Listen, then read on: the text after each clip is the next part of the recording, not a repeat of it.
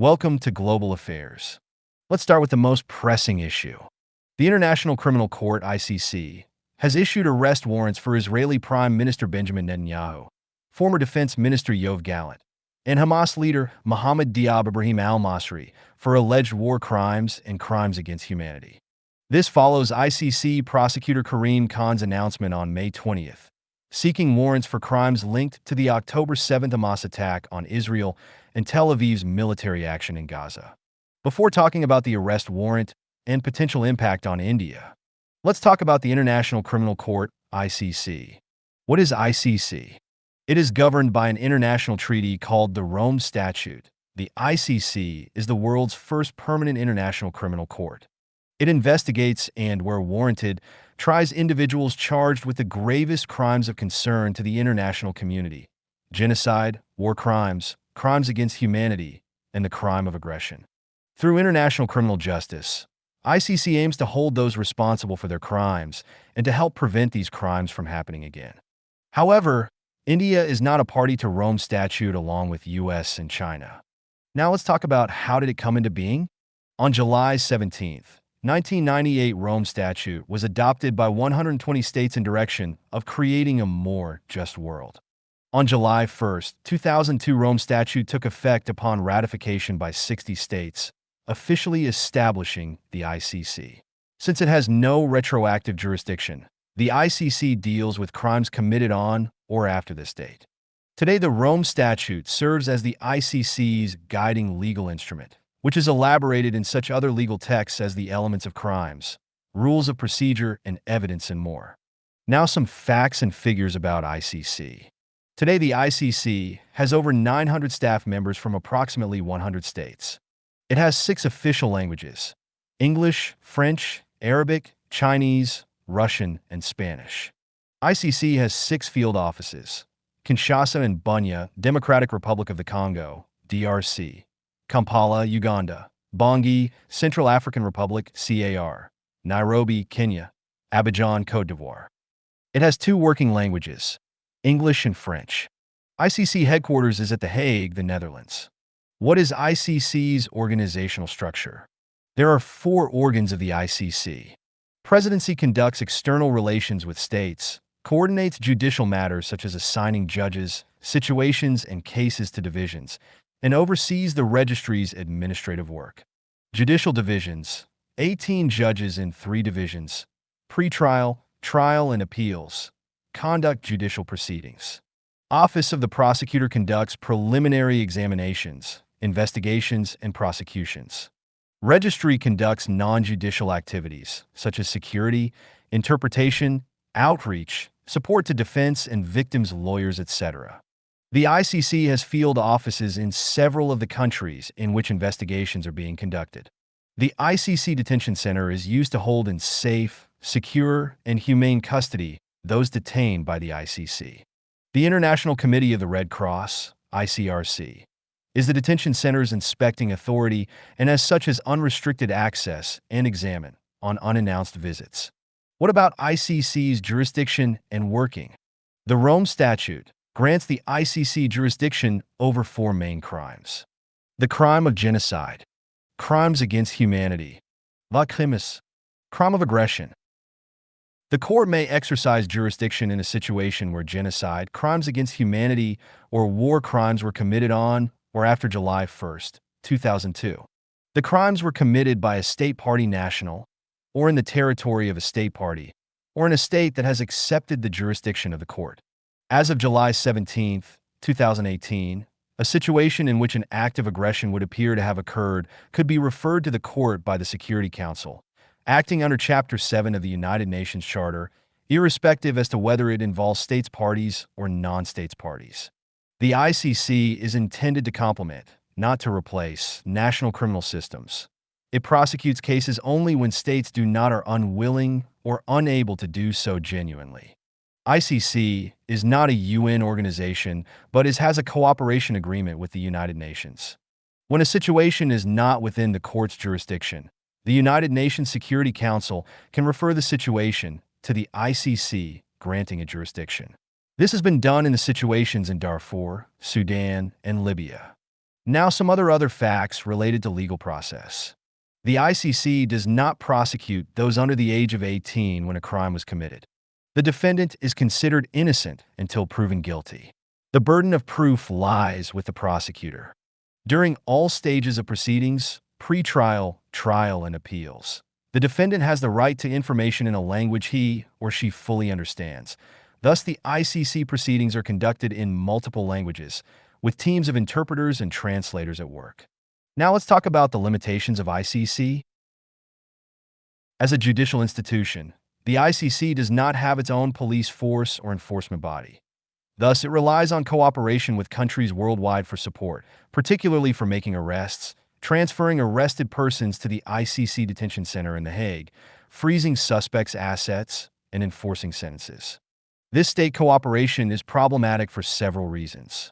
It means that the ICC acts inconsistently in its selection of cases, is prevented from taking on hard cases, and loses legitimacy.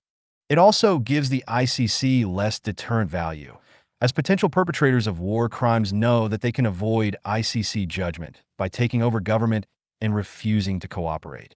There is insufficient checks and balances on the authority of the ICC prosecutor and judges. ICC has been accused of being a tool of Western imperialism and biased in favor of powerful countries against weak states.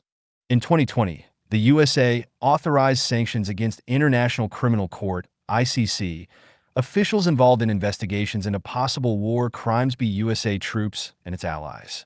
The international NGO Human Rights Watch has observed that by penalizing war crimes investigators, the USA is openly siding with those who commit and cover up human rights abuses. ICC cannot impose a death sentence. It can impose lengthy terms of imprisonment of up to 30 years or life, when so justified by the gravity of the cases. The ICC court has no retrospective jurisdiction, as it can deal only with crimes committed after July 1, 2002, when the 1998 Rome Statute came into force. ICC has automatic jurisdiction only for crimes committed on the territory of a state which has ratified the treaty, or by a citizen of such a state, or when the United Nations Security Council refers a case to it. Procedural and substantive deficiencies leading to delays and frustration have questioned the efficacy of the court. It also faces scarcity of human resources and funds. Now let's talk about what have Netanyahu and Gallant been accused of. The ICC accuses Netanyahu and Gallant of the war crime of starvation and crimes against humanity, including murder, persecution, and other inhumane acts. It alleges they intentionally deprive Gaza civilians of essential resources like food, water, medicine, fuel, and electricity from October 8, 2023 to May 20, 2024. Additionally, by restricting medical supplies, including anesthetics, they are accused of causing great suffering to those in need of treatment. The ICC also holds them responsible for actions by Israeli forces under their command, including torture, violence, killings, rape, and property destruction. Now let's talk about what happens once ICC issues an arrest warrant. The ICC's arrest warrants are binding but rely on member states for enforcement. If Netanyahu or Gallant travel to any of the ICC member states, those governments are obligated to arrest and extradite them to The Hague.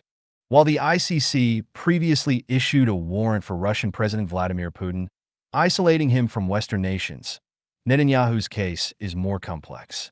Many of Israel's allies, like Germany, France, and the UK, are ICC members but are unlikely to arrest him due to their support for Israel. The warrant serves more as a moral victory for Palestine, increasing international pressure on Israel and limiting Netanyahu's travel without causing diplomatic embarrassment. Now let's talk about the impact on India. However, India is not bound to do so, as it has not ratified the Rome Statute and is not a member of the ICC. This, despite India being a member of the International Court of Justice, ICJ. But why is India a member of the ICJ and not the ICC? Let's take a closer look. First, let's briefly examine the ICC. The ICC was established in 2002. This was done to prosecute war crimes, crimes against humanity, genocide, and the crime of aggression when member states are unwilling or unable to do so themselves. The court can prosecute crimes committed by nationals of member states or on the territory of member states by other actors.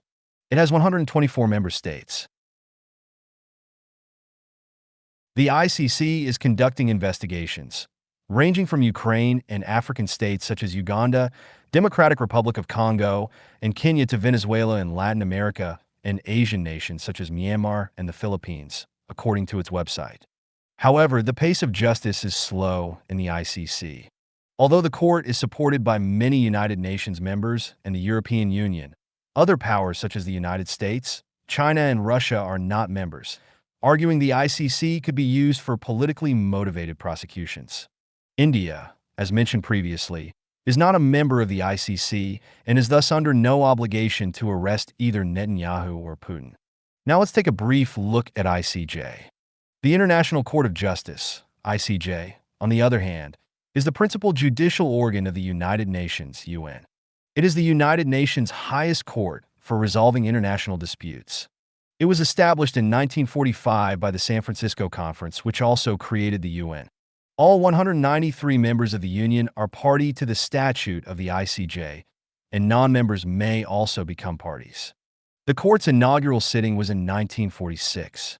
The ICJ's precursor was the Permanent Court of International Justice, which fell into irrelevance owing to the inability to enforce its mandate, especially during the intervening war years. The ICJ is a continuing and autonomous body that is permanently in session. Its members are independent judges whose duty, above all, is to use their powers impartially and conscientiously. The ICJ comprises 15 judges, no two of whom may be nationals of the same state, who are elected to 9-year terms by majority votes in the UN General Assembly and the Security Council. The judges, 1/3 of whom are elected every 3 years, are eligible for re-election. The judges elect their own president and vice president, each of whom serves a 3-year term and can appoint administrative personnel as necessary. The seat of the ICJ is at The Hague, Netherlands, but sessions may be held elsewhere when the court considers it desirable to do so. The official languages of the court are French and English. India has had 4 judges appointed to the ICJ: Sir Benegal Rao, 1952 to 1953, Nagendra Singh, 1973 to 1988, Raghunan Swarup Pathak, 1989 to 1991, and Judge Dulveer Bhandari since 2012. India has been party to the ICJ 6 times thus far. This most recently occurred in the Kulbhushan Jadhav case in 2019, against Marshall Islands in 2016, against Pakistan in 1999, 1973, and 1972, and versus Portugal in 1960. While the ICJ's advisory opinions are not binding under international law, they are significant legally and politically. Are the two different? While they can be easily confused, and often are, there is a straightforward way to remember the difference. The ICJ is an arena to litigate cases that concern countries. The ICC, on the other hand, a criminal court. Here, cases are brought against certain individuals for war crimes or crimes against humanity. The ICJ is also an arm of the UN, while the ICC is a legally independent body. While not all 193 UN member states are parties to the ICC, it can launch investigations and open cases related to alleged crimes committed on the territory or by a national of a state party to the ICC or of a state that has accepted its jurisdiction. Cases have been heard and decisions rendered on a range of violations, from using rape as a weapon of war to conscripting children as combatants. Now let's talk about why is India party to one and not the other? Some claim that countries such as the United States, China, Russia, and India are not part of the ICC because they are wary of being prosecuted for political reasons. There remains fear of actually being investigated by the court for the commission of atrocity crimes, given the military projection of both countries regionally or globally, and fear of being prosecuted for political rather than evidence-based reasons. But ex-diplomat Dilip Lahiri, writing for the Observer Researcher Foundation, laid out a number of objections India has to the Rome Statute. These included Rome's statute made the ICC subordinate to the UN Security Council, and thus in effect to its permanent members and their political interference, by providing it the power to refer cases to the ICC and the power to block ICC proceedings. It provided the extraordinary power to the UN Security Council to bind non-states parties to the ICC. This violates a fundamental principle of the Vienna Convention on the Law of Treaties that no state can be forced to accede to a treaty or be bound by the provisions of a treaty it has not accepted. It permits no reservations or opt-out provisions to enable countries to safeguard their interests if placed in the above situation.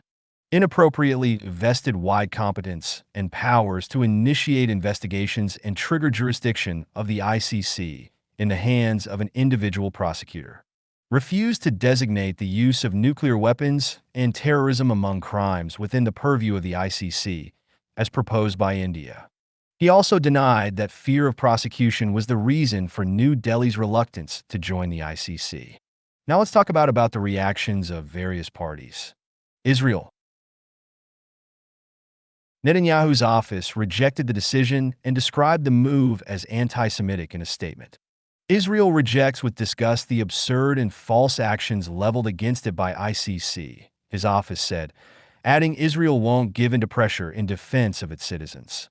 In separate comments, Netanyahu's office said the decision was comparable to the modern-day Dreyfus trial, and it will end in the same way, referring to Alfred Dreyfus, a Jewish army captain who was wrongly convicted of treason in France.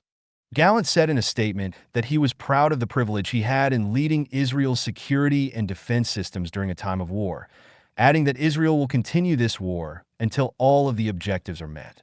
Hamas.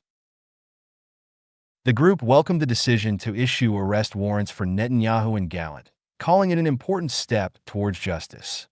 It's an important step towards justice and can lead to redress for the victims in general, but it remains limited and symbolic if it is not supported by all means by all countries around the world, Hamas Political Bureau member Bassem Naim said in a statement. Hamas also called on the ICC to expand its scope to other Israeli officials. The group did not mention the warrant for Deif.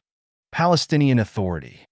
The Palestinian Authority, which governs the West Bank, said the ICC's decision represents hope and confidence in international law and its institutions. It urged ICC members to enforce a policy of severing contact and meetings with Netanyahu and Gallant. Thanks for watching. Keep liking and sharing global affairs.